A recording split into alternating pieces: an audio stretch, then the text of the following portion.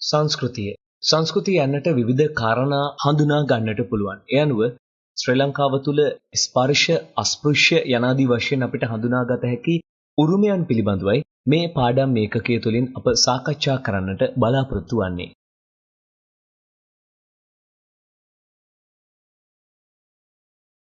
සංස්කෘතික උරුමයක් කියලා කියන්නේ මොකක්ද? ශ්‍රී ලංකාව ඉතා ප්‍රෞಢ පැරණි ඉතිහාසයක් තියෙන සංස්කෘතික උරුමයන් රාශියක් පවතින රටක් විදිහට හඳුනා ගන්න පුළුවන්. ආගමික ස්ථාන, රාජ්‍යමාලිකා, බලකොටු, උද්‍යාන, එවැගේම ඓතිහාසික ස්ථාන, ගොඩනැගිලි, විවිධ කලා නිර්මාණ, ආහාරපාන, සම්ප්‍රදායන්, චාරිත්‍ර, වාරිත්‍ර මේ හැම දෙයක්ම අපිට ශ්‍රී ලංකාවේ සංස්කෘතික උරුමය යටතේ හඳුනා ගන්නට පුළුවන්. අපේ රටේ අතීතයෙන් උරුම වූ විවිධ අතුබෙහෙත් වගාවන්, ඒ සඳහා භාවිතා කරන කෙම් ක්‍රම අපිට වර්තමානයේ මුහුණ දෙන එදිනදා ගැටලු විසඳා ගැනීමට පවා භාවිතා කරන්නට පුළුවන්. ඒ ආකාරයෙන් සංස්කෘතික උරුමය අපට ප්‍රධාන කොටස් දෙකක් යටතේ හඳුනා ගන්නට පුළුවන්. ඒ තමයි ස්පෘශ්‍ය උරුම, එහෙම නැත්නම් ස්පර්ශ උරුම සහ අස්පෘශ්‍ය උරුම, එහෙම නැත්නම් අස්පෘශ්‍ය උරුම ආදී වශයෙන්.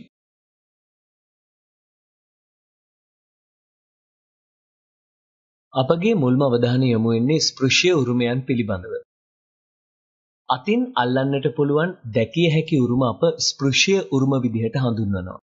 එහෙම නැත්නම් අප මේ ස්පර්ශ උරුම කිව්වත් නිවැරදි. උදාහරණයක් ලෙස අනුරාධපුරයේ රන්මසු වෙන පොළොන්නරුවේ නිශ්ශංකලතා මණ්ඩපය, සමාධි බුද්ධ ප්‍රතිමාව මේ ආදී ආගමික ස්ථාන, රාජමාලිගා, බලකොටු, උද්‍යාන ඒ විතරක් නෙමෙයි. විවිධ ගොඩනැගිලි, කලා නිර්මාණ, වැව්, පොකුණු, අමුණු, පැරණි පොත්පත් මේ හැම දෙයක්ම ස්පෘශ්‍ය උරුමය යටතේ සැලකිල්ලට ගන්න පුළුවන්.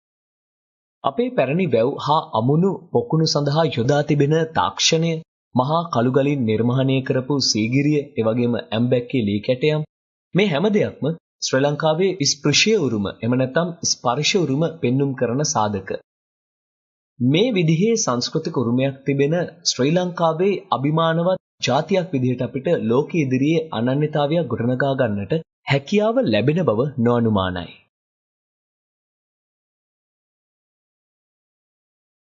දුවේ පුතේ, මේ ඔබට දැක්වෙන්නේ ලංකාවේ වාරි ශිල්පයේ ඉතාමත් තාක්ෂණික අංශෙන් ඉදිරි පියවරක් තබපු උම්මග්ග ජලමාතිකා ක්‍රමය භාවිතා කරන ලද රන් මසු යන. මේ රූපරාමුවෙන් ඔබට දැක්වෙන්නේ කීර්තිශ්‍රී නිශ්ශංකමල්ල රජතුමා විසින් ස්ථාපිත කරන ලද නිශ්ශංක ලතා මණ්ඩපය. මෙය පිරිත් මණ්ඩපයක් ලෙස යොදා ගන්නටයි නිර්මාණය කළේ.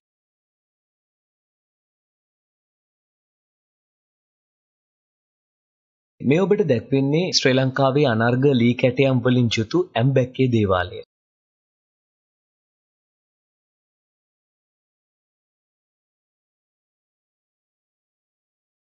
ඊළඟට අපේ අවධානය යොමු වෙන්නේ ලෝක සංස්කෘතික උරුම පිළිබඳව.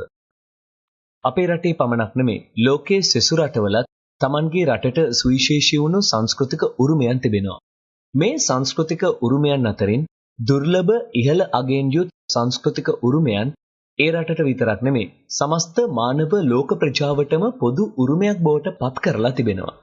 මේ කාර්යය සඳහා එක්සත් ජාතීන්ගේ අධ්‍යාපනික, විද්‍යාත්මක සහ සංස්කෘතික කටයුතු පිළිබඳ ක්‍රියාකාරී සංවිධානය, එහෙම නැත්නම් අපි United Nation Educational Science Cultural Organization එහෙමත් නැත්නම් කෙටි නාමයෙන් හැඳින්වුවොත් UNESCO සංවිධානය ඒ සඳහා අවශ්‍ය ක්‍රියාමාර්ග අනුගමනය කරනවා. ඒ උරුමයන් සඳහා යම් හානියක්, විනාශයක් වීමට ඉඩ නොතබමින් එම උරුමයන් ආරක්ෂා කිරීම තමයි UNESCO සංවිධානයේ ප්‍රමුඛ කාර්යභාරය බවට පත්වෙන්නේ. ඒ අනුව ක්‍රිස්තු වර්ෂ 2011 අවුරුද්ද වෙනකොට මේ සංවිධානය සංස්කෘතික උරුම 704ක් ලෝකයේ පුරා නම් කරලා තියෙනවා. UNESCO සංවිධානය යම් රටක ඓතිහාසික ස්ථානයක්, ස්මාරකයක් සංස්කෘතික උරුමයක් ලෙස ප්‍රකාශයට පත් කිරීම ඒ රටේ සමස්ත ජනතාවට නිහතමානී ආඩම්බරයක් ඇති කර ගැනීමට හේතුවක්.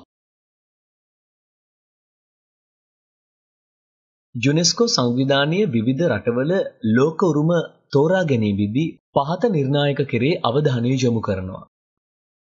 ඒ අනුව මිනිසාගේ විශිෂ්ට නිර්මාණශීලීත්වය හෝ බුද්ධිමත් බව විදහා දැක්වෙන නිර්මාණයක් වීම. යම්කිසි සංස්කෘතියකට අයත් ගෘහ නිර්මාණ, නගර සැලසුම්, කලාව, තාක්ෂණය ආදීහි සංවර්ධනය පෙන්වා දීමට සමත් නිර්මාණයක් වීම. දැනට පවතින හෝ අතුරුදහන්ව පවතින පැරණි ශිෂ්ටාචාරයක් එබඳු ශිෂ්ටාචාරයක් පැවති බවට පෙන්වන ප්‍රබල සාක්ෂියක් වීම. මානව ඉතිහාසයේ වැදගත් අවස්ථා නිරූපණය කරන ගොඩනැගිලි ගෘහ නිර්මාණ ශිල්පය හෝ තාක්ෂණය සඳහා ඊටාම ප්‍රශස්ත නිදර්ශනයක් වීම. ඒ වගේමයි නොවැළැක්විය හැකි හේතුන් මත විනාශ වීමේ තර්ජනයට ලක් වෙලා තියෙන ඉපැරණි සමාජයක වාසභූමියක් හෝ ඊට අයත් ස්මාරකයන් වීම කියන කාරණා තමයි යුනෙස්කෝ සංවිධානයේ ලෝකුරුමයක් තෝරා ගැනීමේදී සැලකිලිමත් වන කරුණු විදිහට හඳුනා ගන්න පුළුවන්කම තිබෙන්නේ. ඉන්දුනිම්න ශිෂ්ටාචාරය මෑත කාලයේ සොයාගැනීමේ ගෞරවය හිමි වෙන්නේ ආර්.ඩී. බැනර්ජී සහ ගයා රම්ෂාන්ට.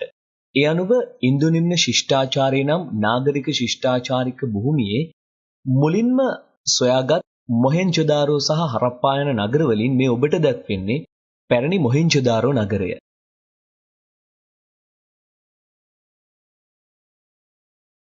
පැරණි මොහෙන්ජොදාරෝ නගරය අතීත නගර නිර්මාණයේ පෙන්눔 කරන ඊටාම කදිම උදාහරණයක්. පාකිස්තානයේ පිහිටා තිබෙන මොහෙන්ජොදාරෝ නගරය අතුරුදහන්ව පැවති ශිෂ්ටාචාරයක් විදිහට පැරණි නාගරික නිර්මාණ ශිල්පයට ඊටමත් හොඳ උදාහරණයක් විදිහට හඳුනා ගන්නට පුළුවන්. ඒ අනුව මෙය අවුරුදු 3500ක් විතර පැරණි නිර්මාණයක් විදිහටයි සැලකෙන්නේ.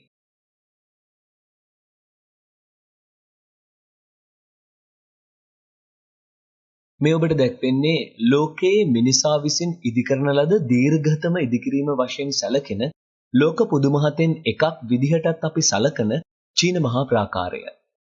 මොංගෝලියාවෙන් චීනයට එල්ලවන ආක්‍රමණ වැළැක්වීමේ අරමුණින් තමයි මේ ස්ථාපිත කරන්න කටයුතු කරේ. මුල් කාලයේදී මෙය කිලෝමීටර 6400ක් පමණ දිගින් නිර්මාණය කරන්නටත් කටයුතු කළා. අතීතයේ ආරක්ෂිත පෞරක් ලෙස තමයි මෙය ස්ථාපිත කරන්න කටයුතු කරේ. විශේෂයෙන්ම චීනයත් මොංගෝලියාවත් වෙන්වන සීමාවේ තමයි මේ චීන මහා ප්‍රාකාරය ස්ථාපිත කරලා තිබෙන්නේ.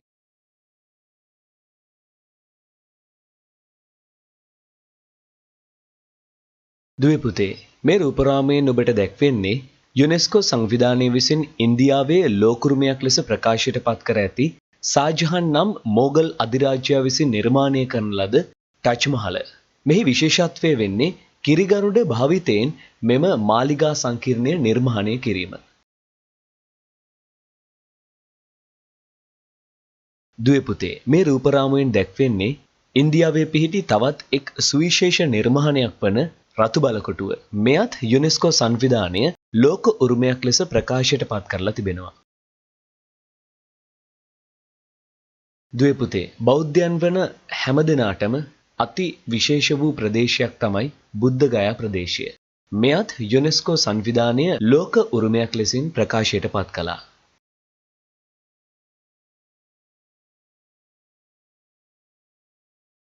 මෙළඟට අපේ අවධානය යොමු වෙන්නේ ශ්‍රී ලංකාවේ පිහිටි ලෝක උරුම පිළිබඳව.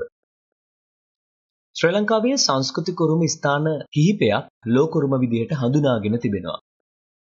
පැරණි අනුරාධපුර නගරය, පැරණි පොළොන්නරු නගරය, සීගිරිය, රංගිරිදඹුරු ලෙන් විහාරය, මහනුවර දළදා මාලිගය, ගාලුකොටුව ඒ අතරින් අපට හඳුනා ගන්නට පුළුවන්.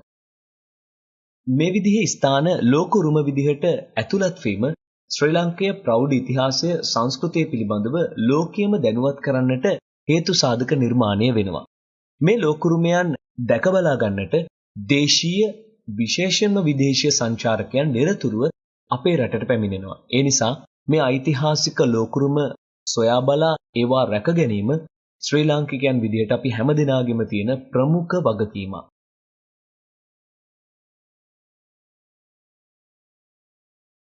මුලින්ම අපේ අවධානය පැරණි අනුරාධපුර නගරය පිළිබඳව. ශ්‍රී ලංකාවේ පැවති පැරණි අගනුවර රාජධානියක් විදිහටයි අනුරාධපුරය සලකන්නට පුළුවන්. අනුරාධපුර රාජධානිය බිහි කිරීම සිදු කළේ පණ්ඩුකාභය රජතුමා. මේ කියන අනුරාධපුර නගරේ ශ්‍රී මහා බෝධිය, රුවන්වැලි මහා සෑය, ලෝවා මහා පාය, අභයගිරිය, චේතවනාරාමය, කුට්ටම්පොකුණ අබේගිරි විහාර සංකීර්ණයේ ඇත්පොකුණ, ඉසුරුමුණිය වගේ පැරණි ගොඩනැගිලි, ඒ වගේම රන්මසු එන වැනි උද්‍යාන ආදියත් දකින්නට පුළුවන්. මේ නිර්මාණවල ඓතිහාසික වැදගත්කම සහ සංස්කෘතිකමය වටිනාකම ගැන සලකලා ක්‍රිස්තු වර්ෂ 1982 දී ලෝකුරුම ලයිස්තුවට පැරණි අනුරාධපුර නගරය ඇතුළත් කරන්නට යුනෙස්කෝ සංවිධානය කටයුතු කළා.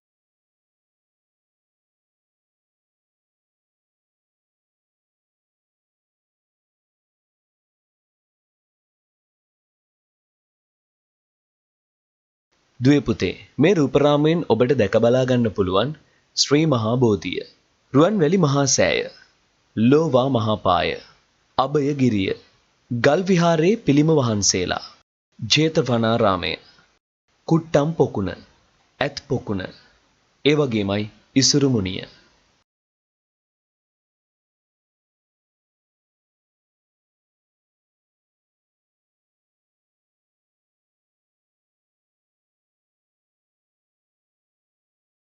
මිළඟට අපේ අවධානය පැරණි පොළොන්නරු නගරය පිළිබඳව.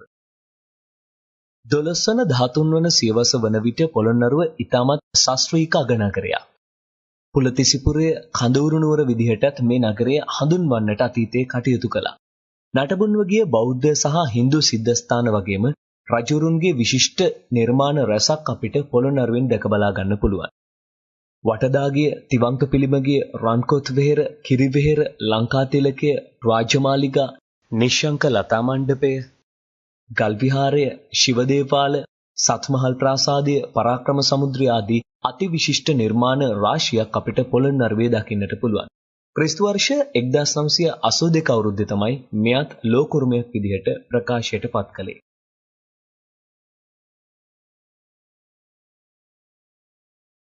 කාශ්‍යප රජතුමා විසින් ගොඩනංවන ලද සීගිරිය පැරණි බලකොටුවක්, රාජමාලිගයක් සහ කලාගාරයක් විදිහට හඳුන්වන්න පුළුවන්.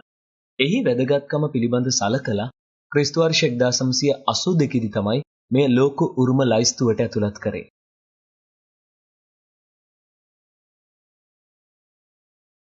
දඹුලු රාජමහා විහාරය ශ්‍රී ලංකාවේ පැරණි සිතුවම් සහිත විශාලතම ලෙන් විහාරයක් විදිහටයි දඹුලු රජමහා විහාරය හඳුන්වන්නේ. ස්වාභාවික ගල තුල නිර්මාණය කරපු බෞද්ධ විහාරයක් වීම නිසා මේ ඉතාමත් සිසිල් සුවදායක ස්ථානයක් විදිහට සැලකිල්ලට ගන්න පුළුවන්. මේ පිළිබඳව වැඩි අවධානයක් යොමු වුණේ වළගම්බා රජතුමාගේ රාජ්‍ය කාලයත් සමග. වළගම්බා රජතුමා සැඟව සිටීමට මෙම ලෙන් විහාර සංකීර්ණය එවක යොදාගත්තා. මෙහි ඇති විශිෂ්ට සිතුවම් හේතුවෙන් ක්‍රිස්තු වර්ෂ 1991 දී මෙය ලෝකුරුමයක් බවට ප්‍රකාශයට පත් කළා.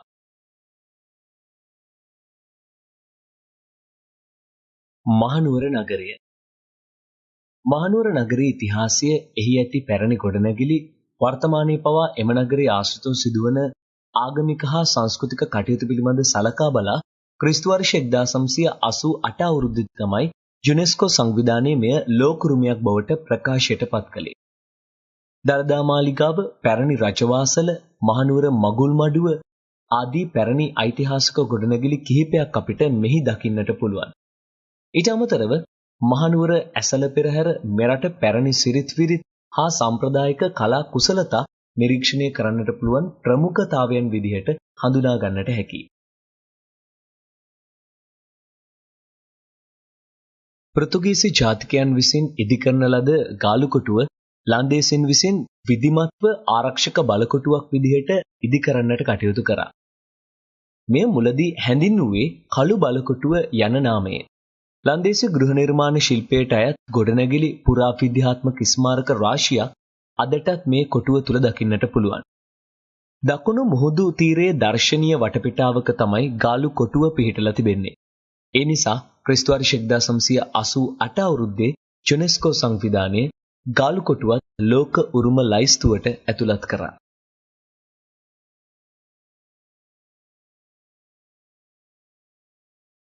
නැවතත් අපේ අවධානයට යොමු වෙන්නේ ශ්‍රී ලංකාවේ විශිෂ්ටතම නිර්මාණයක් විදිහට සැලකෙන 8 වන ලෝක පුදුමය විස්මිත සීගිරිය පිළිබඳව. සීගිරිය කාශ්‍යප රජු විසින් හදන ලද්දක් බවට මූලාශ්‍ර සාක්ෂි දරනවා. සිය පියා වුණු ධාතුසේන රජතුමා කලාවැවට තබා මැටි ගසා මැරීමෙන් අනතුරුව මුගලන් යන තමන්ගේ බාල සහෝදරයාට බියෙන් ආරක්ෂාපතා අනුරාධපුරයේ නොඉඳ සීගිරියේ පර්වතමය බලකොටුවක් ඉදිකළ බව තමයි මූලාශ්‍ර වැඩිදුරටත් සඳහන් කරන්නේ. සීගිරිය බලකොටුවක් වුණත් එය විශිෂ්ට කලාගාරයක් විදිහට අපිට හඳුන්වන්න පුළුවන්. ඒකට හේතුවක් තමයි සීගිරිය තුල පවතින ගෘහ නිර්මාණ ශිල්පය, කැටපත් පවුර, සීගිරි චිත්‍ර, සීගිරි පියගැටපෙළ, සිංහපාද, උද්‍යාන, පොකුණු මේ කියන විශිෂ්ට නිර්මාණ හේතුවෙන් සීගිරිය විශිෂ්ට කලාගාරයක් විදිහට හඳුන්වන්නට කටයුතු කරනවා.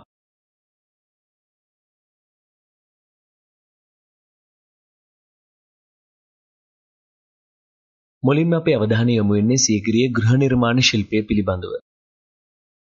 ශේෂ කන්දක් විදිහට පවතින සීගිරිය මුහුදු මට්ටමේ ඉඳලා අඩි 1214ක උසින් පිහිටලා තිබෙන්නේ. සීගිරි පර්වත මුදුනේ පැරණි රජමාලිකාව ලෙසින් සැලකෙන එම භූමිය අක්කර 3ක වපසරික විහිදෙනවා. මෙහි ඉහළින් පිහිටි කොටස රාජමාලිගා සංකීර්ණයත් ඊට පහළින් පිහිටි කොටස පොකුණු වලටත් වෙන්වීමක් අපිට මේ රූපරාමයෙන් නිරීක්ෂණය කරන්නට පුළුවන්.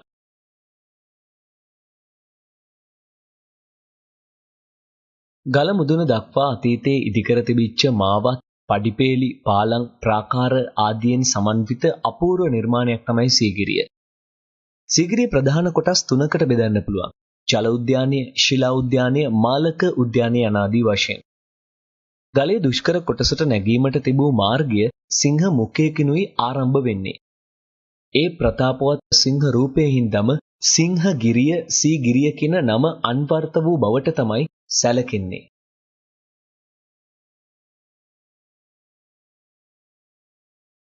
සීගිරිය පිහිටලා තිබෙන වියලි කලාපේ.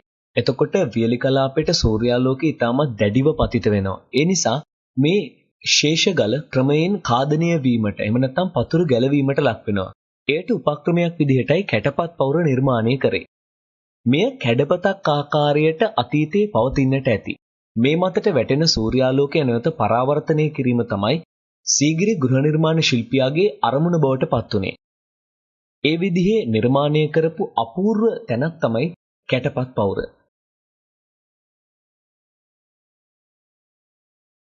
සිංහරූපයේ සහිත ප්‍රදේශයට එන්නට ඉස්සෙල්ලා ගමන් මාර්ගයේ ආරක්ෂාව සඳහා හදලා තිබිච්ච දික්පවුරේ ඇතුළු පැත්ත ඉතාමත් හොඳින් ඔපමට්ටම් කරා. ඒ නිසා මෙය කැඩපත් පවුර කියලා හැඳින්වෙව්වා. සූර්යාලෝකයේ පතිත වීමේදී සීගිරි ගලට සිදුවන හානිය වළක්වා ගැනීම තමයි මෙහි ප්‍රධාන අරමුණුනේ. පස්සේ කාලෙක සීගිරිය බලන්නට ආපු සංචාරකයන් මේ තුල විවිධ ගී නිර්මාණය කරා. මේ කුරුටු ගෑවා. ඒ ගී අප හඳුන්වනවා සීගිරි කුරුටු ගී කියලා. මේ ගී පරිවර්තනය කිරීමේ ප්‍රමුඛ කාර්යයක නියැලුණා මහාචාර්ය සෙනරත් පරණවිතාන ශූරින්. එතුමන් මේ වන විට සීගිරි කුරුටු ගී 600ක් පමණ පරිවර්තනය කරලා තියෙනවා.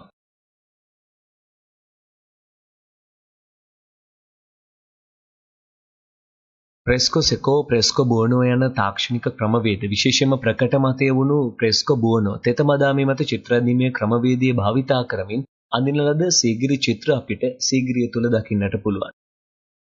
පර්වතයේ පාමුල ඇති ලෙන් තුල සිතුවම් සහිත කොටස් මේ විදිහට දකින්නට පුළුවන්. මෙහිදී ස්ත්‍රී රූප තමයි අපට නිරීක්ෂණය වෙන්නේ. වලාකුළු වලින් මතු වූ උඩුකය පෙනෙන ස්ත්‍රී රූප මෙලෙස සිතුවම් කරලා තිබෙනවා. මෙය ශ්‍රී ලංකාවේ චිත්‍ර සම්ප්‍රදායේ පැරණි සම්භාව්‍ය චිත්‍ර විදිහටයි අප හඳුනාගන්නේ.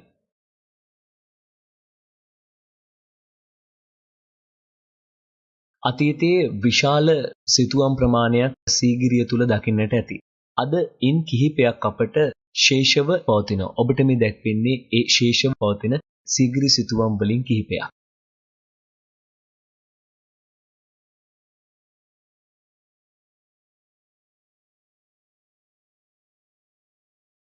සීගිරි පොකුණු සහ ජල තාක්ෂණය. සීගිරියේ ජලමල් තාක්ෂණය එකල නිම වූ අදටත් අද්විතීය නිර්මාණයක් තාක්ෂණ ක්‍රමවේදයක් විදිහට දකින්නට පුළුවන්. සීගිරිය නිර්මාණය කරපු ඒ ගෘහ නිර්මාණ ශිල්පයා ජලමල් හදනකොට වේගවත්ව ගලන ජලපහරකට බාධාවක් යෙදීමෙන් ජලය ඉහළට ගත හැකිය කියන සංකල්පය යොදාගෙන තමයි මේ ඉදිකලේ. ඒ අනුව ඉහළ පොකුණුවල සිට ඉතා වේගයෙන් පහළට ගලන ජල ධාරාවක් සිදුරු කර ගල්පතුරු ආශ්‍රයෙන් ජලමල් විදිහට ඒ ජලය ඉහළට එසවීමට කටයුතු කරා. වර්තමානයේදී වර්ෂාව පවතින කාලයේදී මේ ජලමල් ක්‍රියාත්මක වෙනවා.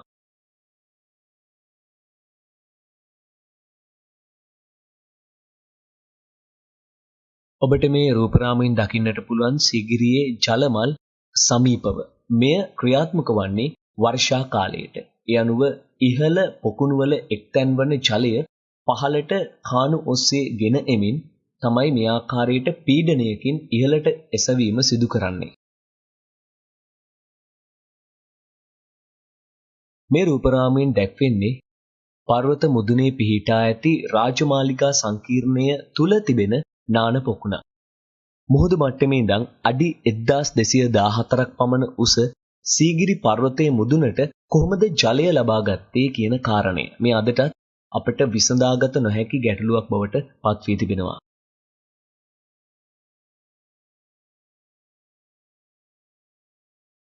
සීගිරි කඳු මුදුනේ ඉඳලා පහත බලනකොට බටහිර විශාල පෙදෙසක මගුල් උයන හෙවත් උද්‍යානයේ පිහිටා තිබෙනවා. පර්ණවිතාන මහතා මෙය හඳුන්වා තිබෙන්නේ ප්‍රමද වනය යන නාමයෙන්. සීගිරි උද්‍යානයේ ජල උද්‍යානයකිනුත් සමන්විත වෙනවා.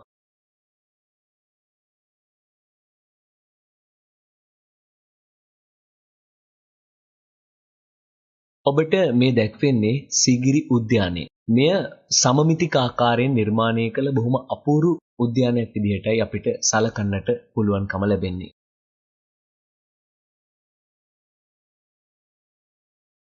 සීගිරිය කියන්නේ අති විශිෂ්ට නිර්මාණයක්. ගෘහ නිර්මාණ ශිල්පය, කැටපත් පවුර, සීගිරි චිත්‍ර, පියගැටපෙළ, සිංහපාද, උද්‍යාන, දියාගල්, පොකුණු මේ හැම දෙයකින්ම සීගිරි නිර්මාණකරුවාගේ විපුල බව, නිපුණතාව මැනවින් නිරූපණය වෙනවා. ගල මුදුනේ විශාල මාලිගාවක් තනවන්නට, ඊට අදාළ ද්‍රව්‍ය ප්‍රවාහනය කරන්නට වර්තමානයේ වගේ පහසුකම් එදා තිබුණේ නැහැ. හැබැයි ඒ මොන විදිහට සිදු වුණත් එය බොහොම අපූර්වට සීගිරිය තුල නිර්මාණය කරන්නට ඒ නිර්මාණකරුවා බෙහෙවින් කැප වෙලා තිබෙනවා. ශ්‍රී ලංකාවේ විශිෂ්ටත්වය ලෝකයට ගෙන යන්න සීගිරිය තුලින් අපිට බෙහෙවින්ම කියාව පවතිනවා. ඒ නිසා මේ ඓතිහාසික උරුමය රැක ගැනීම අප හැමදෙනාගේම වගකීමක්.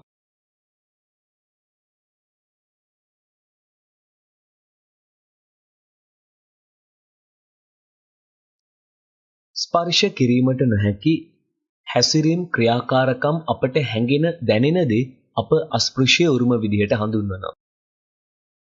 පරම්පරාවෙන් පරම්පරාවට විවිධ ජන කණ්ඩායම් විසින් රැගෙන එන සංස්කෘතික උරුමයන් අපිට මේ ආකාරයෙන් හඳුනා ගන්නට පුළුවන්. යම් ජාතියකට අයත් ජනශ්‍රුති සම්ප්‍රදායන්, විවිධ භාෂාවන්, ජනනැටුම්, ජනගීත, කලාවන්, දැනුම, චාරිත්‍ර වාරිත්‍ර, ඇදහිලි විශ්වාස, විවිධ කෙම්ක්‍රම මේ අස්පෘශ්‍ය උරුමයන් යටතට අපිට සලකන්න පුළුවන්. මේ උරුමයන් පැරණි ගොඩනැගිලි, චිත්‍ර, මූර්ති වගේ ස්පර්ශ කරන්නට පුළුවන් නෙවුව නෙමේ. විවිධ රටවල සමාජයන්හි අනන්‍යතාවය විද්‍යාමාන වන ආකාර පහක් අස්පෘශ්‍ය උරුමයන් වශයෙන් යුනෙස්කෝ සංවිධානය හඳුන්වා දීලා තිබෙනවා. ඒ තමයි ජනවහර හා අදහස් ප්‍රකාශ කිරීම, රංග කලාව, ජන කවි, ජන සංගීත, සමාජීය පුරුදු, ඇදහිලි විශ්වාස සහ උත්සව, ස්වභාව ධර්මය හා විශ්වීය ආభాෂයෙන් ඇති වූ දැනුම සහ පුරුදු, සාම්ප්‍රදායික කලා ශිල්ප. මේවා තමයි යුනෙස්කෝ සංවිධානයේ විසින් හඳුන්වා දී තිබෙන අස්පෘශ්‍ය උරුමේ ආකාර පහ.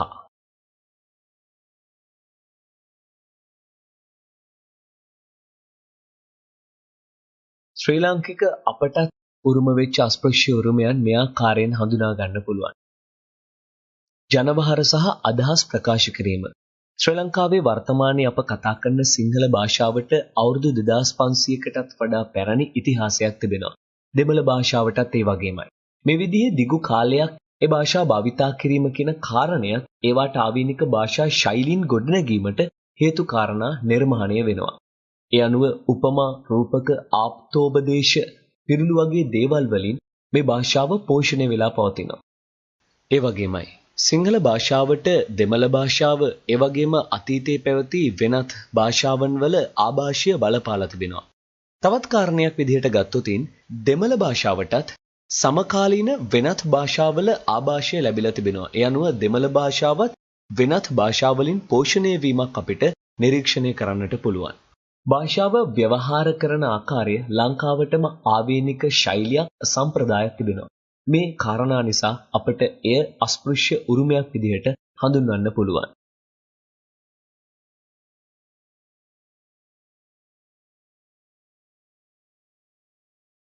ඊළඟට අපේ අවධානය රංග කලාව පිළිබඳව.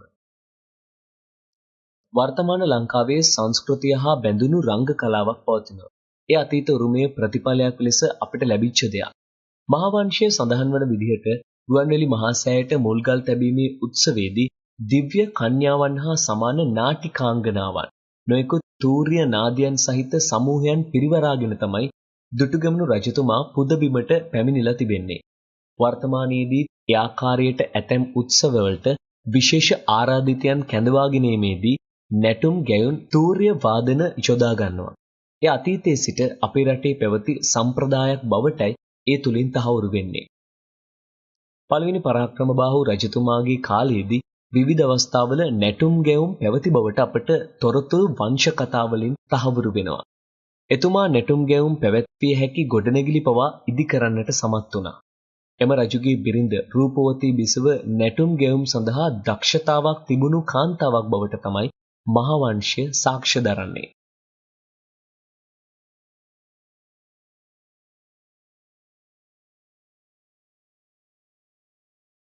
ශ්‍රී ලංකාවේ අතීතයේ පැවති නැටුම් ගැයුම් ආදී කලා කටයුතු පිළිබඳව මහාවංශයේ කෞසිලමින සද්ධර්මා ලංකාරය වගේ කෘතිවල තොරතුරු සඳහන් වෙනවා. දෙවන පරාක්‍රමබාහු රජතුමා නානා ප්‍රකාර නැටුමෙන් සහ මధుර ගීතිකාවෙන් යුත් උත්සවයක් පැවැත්වූ බවත් මහාවංශයේ තවදුරටත් තොරතුරු වාර්තා කරනවා. අතීත නැටුම් ගැයුම් කටයුතු වල විවිධ බෙර වර්ග, වීණාව, නලාව, තූර්ය භාණ්ඩ විදිහට භාවිතා කරන්න කටයුතු කළා. පැරණි නැටුම් ගැයුම් කලාවේ ඇතැම් ශේෂයන් සාම්ප්‍රදායික ශාන්ති කර්ම තුලත් අපිට දකින්න පුළුවන්. මහනුවර ඇසළ පෙරහැර ඒ වගේ නැටුම් ගැයුම් දක්නට ලැබෙන සුවිශේෂී එක් අවස්ථාවක්. විසිතුරු ඇඳුමින් සැරසිලා විවිධ පුද පූජා පැවැත්වීම සඳහා ශිල්පීන් රංගනයේ යෙදීමට කටයුතු කළා. වර්තමානයේදී ආගමික උත්සව විතරක් නෙමේ වෙනත් උත්සව අවස්ථාවන් සඳහා නැටුම් ගැයුම් තූර්ය වාදන යොදා ගන්නවා. ඒවා අපේ අස්පෘශ්‍ය උරුමයන් විදිහටයි අපි සලකන්නේ.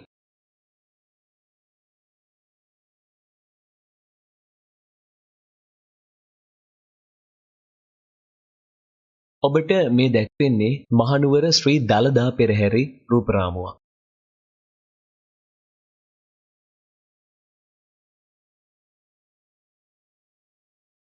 ඊළඟට අපේ අවධානය ජන කවි පිළිබඳව. ලංකාවේ විවිධ ප්‍රදේශවල ඒ ප්‍රදේශවලට ආවේනික වුණු ජන කවි නිර්මාණය වුණා.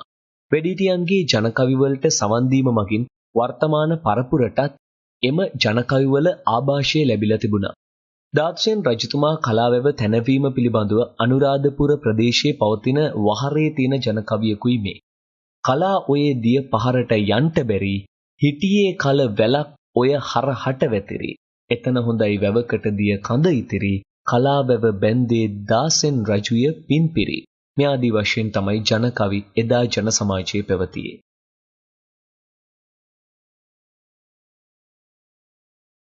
පැරණි ගොයන් කවි, පැල් කවි, කරත්ත කවි, පතල් කවි, පාරු කවි ආදිය වෙහෙස මහන්සි නිවා ගන්නට, තනිකම පාළුව මගහරවා ගන්නට තමයි නිර්මාණය කළේ.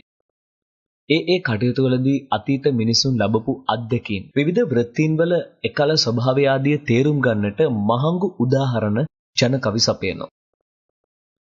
ජන කවි යොදාගෙන තිබෙන වෙනත් අවස්ථා මොනවාද? ඒ තමයි දෙමාපියන්ගේ සහ වැඩිහිටියන්ගේ ගුණ ගැයීම, දරු සෙනෙහස ප්‍රකාශ කිරීම, බාල පරපුර සුමගට ගැනීම, කුසගින්න දැක්වීම, ඥාතීන් අතර සම්බන්ධතා ප්‍රකාශ කිරීම. මේ විදිහට සිතක උපන් සංවේදී හැඟීමක් නිර්මාණශීලීව ප්‍රකාශ කිරීමට එය තාලයකට අනුව ගායනා කරලා යම් සරල වින්දනයක් ලබා ගැනීම තමයි ජන කවියෙන් සිද්ධ වුණේ. මෙවැනි නිර්මාණාත්මක ජනගී ඕනෑම සමාජයක ජන කණ්ඩායම් සතුව පවතින උරුමයක් විදිහට අපිට හඳුනා ගන්න පුළුවන්.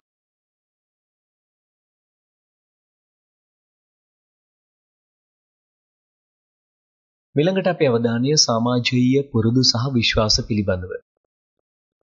විවිධ සමාජීය පුරුදු සහ ඇදහිලි විශ්වාස ආදී පරපුරෙන් පරපුරට ආපු අස්පෘශ්‍ය උරුමයක්. පරපුරෙන් පරපුරට උරුම වෙච්ච එවැනි යහපත් පුරුදු මේ ආකාරයෙන් අපිට දකින්නට පුළුවන්. විහාරස්ථාන හෝ දේවස්ථානවලට ඇතුළු වීමේදී පාවන් සහ හිස්වැසුම් ගැලවීම. දෙමාපියන් වැඩිහිටියන් සහ ගුරුවරුන්ට දනගසා වැඳීම සහ ගෞරව කිරීම. අත්සෝදා ආහාර ගැනීම. සතුන්ට කරුණාව දැක්වීම. නැතිබැරි අයට උපකාර කිරීම. මේ ආදී සාම්ප්‍රදායික උරුමයන් දැකීමෙන් අප තුළ නිහතමානී බව, කරුණාව, දයාව, ආචාරශීලී භාවය වගේ උසස් ගුණාංග ක්‍රමයෙන් වර්ධනය වෙනවා.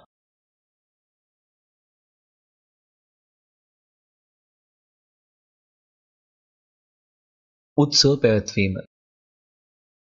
අතීත සමාජයේ මිනිසෙකුගේ උත්පත්තියේ සිට මරණය දක්වා විවිධ උත්සව පැවතුණා.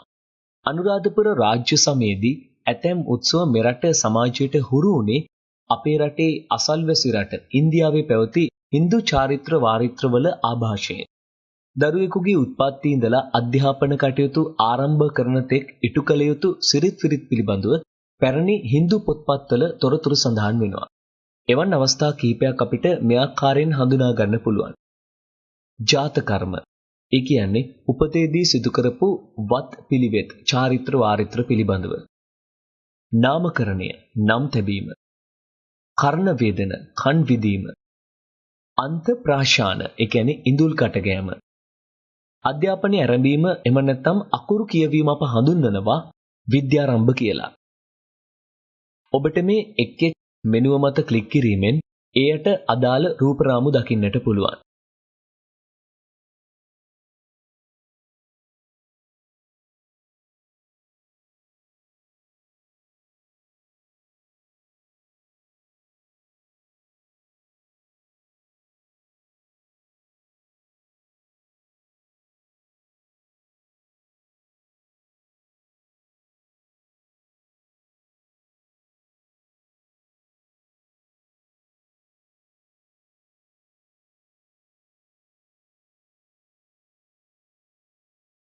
ලංකාවේ අතීතයේ ඉඳලා කෙනෙකුගේ උත්පත්තියෙන් පස්සේ නම් තැබීම, ඉඳුල් කටගෑම, අකුරු කියවීම, විවාහය වගේ අවස්ථා සඳහා උත්සව පැවැත්වීමේ චාරිත්‍රයක් තිබුණා. මේවා බොහෝ විට සිදු වුණේ නිවාස ආශ්‍රිතව.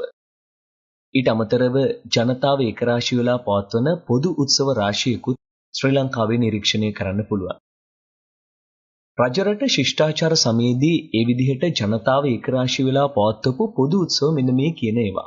ඒ තමයි වෙසක් උත්සවය, ජල ක්‍රීඩා උත්සවය, වප්මගුල් උත්සවය අපිට ඒ ආදී වශයෙන් පොදු උත්සව විදිහට සලකන්නට පුළුවන්.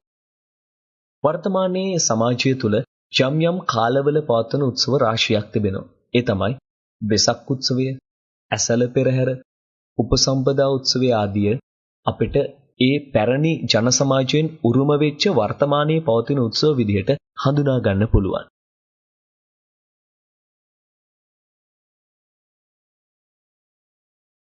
අපේ රටේ බෞද්ධ, හින්දු, ඉස්ලාම් හා ක්‍රිස්තියානි ආදී විවිධ ආගම් අදහන ජන කණ්ඩායම් ජීවත් වෙනවා.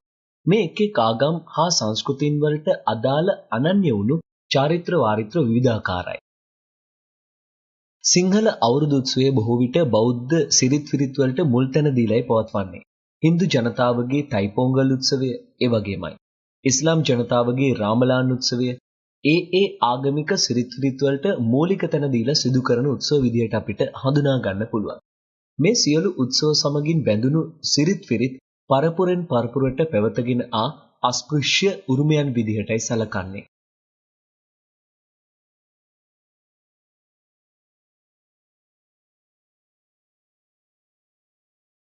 දුවපුතේ මේ රූපරාමයෙන් ඔබට දකින්නට පුළුවන් සිංහල අවුරුදු උත්සවය, තයිපොංගල් උත්සවය සහ රාමලාන් උත්සවය.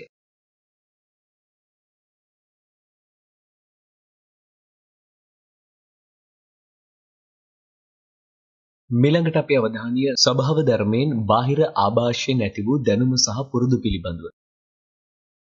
කෘෂිකාර්මික ක්ෂේත්‍රයේදී වැව් තැනවීම, සොරවුව සැකසීම, ඇලමාර්ග තැනීම, භෝග වැපිරීම, වගාව රැකබලා ගැනීම, අස්වනු නිරීම ආදී දේවල් සඳහා සාම්ප්‍රදායික දැනුම පැවතුණා. වගාවට වැළඳෙන ලෙඩ රෝග, ඒ සඳහා යෙදිය යුතු පිළියම්, කෙම්ක්‍රම ආදී දේ පරපුරෙන් පරපුරට පැවති සාම්ප්‍රදායික උරුමයෙන් ලැබිච්ච දැනුමක්. සාම්ප්‍රදායික වෛද්‍ය ක්‍රම, විවිධ කර්මාන්ත, මැණික් කර්මාන්ත ආදී බොහෝ ශිල්ප ක්‍රම සඳහා සාම්ප්‍රදායික දැනුමක් තිබුණා. ඒවා අස්පෘශ්‍ය උරුමයේ කොටසක් විදිහටයි අපි සලකන්නේ.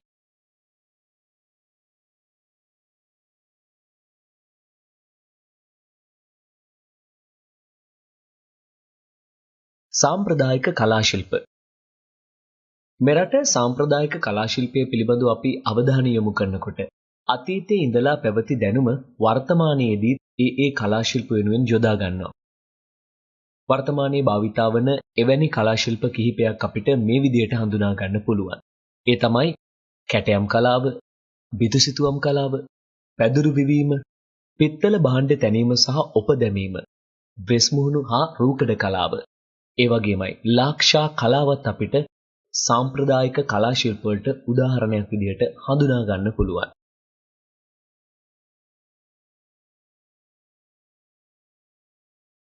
මේ ඔබට දැක්වෙන්නේ ශ්‍රී ලංකාවේ සාම්ප්‍රදායික කලා ශිල්ප යටතට ගැනෙන පැදුරු විවීමේ කර්මාන්තය.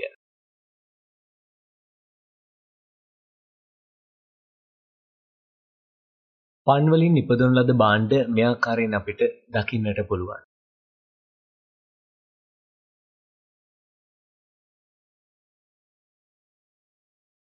නත්තරම් පොත එවැගේමයි පිළිමතලාව ආදී ප්‍රදේශවල පවතින පිත්තල කැටයම් කලාවයි මේ ආකාරයෙන් ඔබට දැක්වෙන්නේ.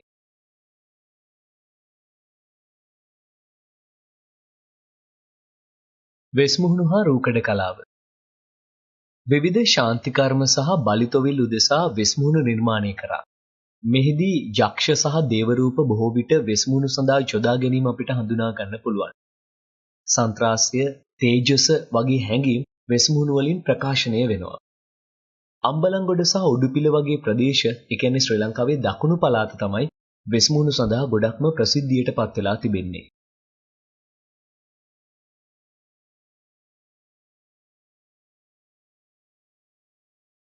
මේ ඔබට දැක්වෙන්නේ වෙස්මුහුණු පින්තාරු කිරීමේ අවස්ථාවක්.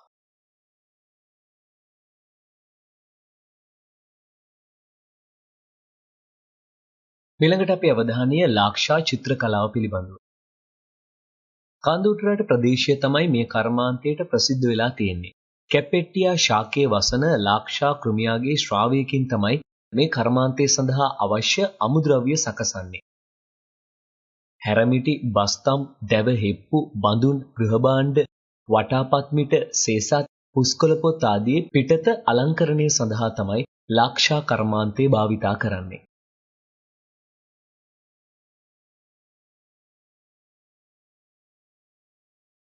මේ ඔබට දැක්වෙන්නේ ලාක්ෂා කර්මාන්තය යොදා ගනිමින් නිර්මාණය කරපු ඉතාමත් විචිත්‍රවත් කලා නිර්මාණ.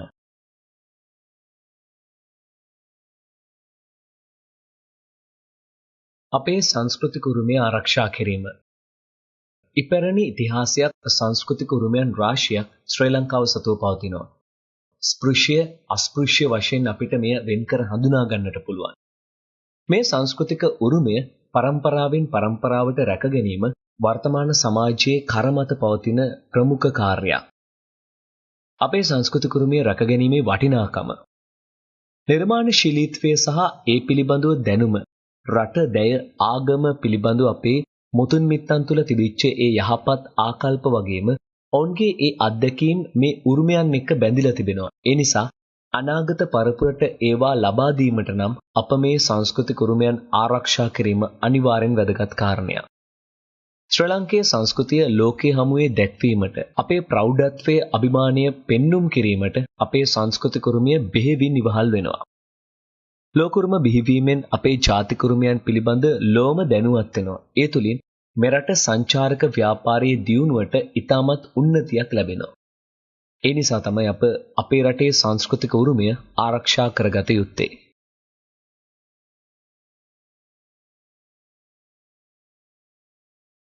මුතුන් මිත්තන්ගේ ඒ නිර්මාණශීලීත්වය, කලාත්මක හැකියාව, දක්ෂ ඉංජිනේරු ශිල්පය, තාක්ෂණය පිළිබඳ දැනගැනීමෙන් අපිට රට පිළිබඳව අභිමානයක්, කැමැත්තක්, ආඩම්බරයක් ඇති කරගන්නට පුළුවන්.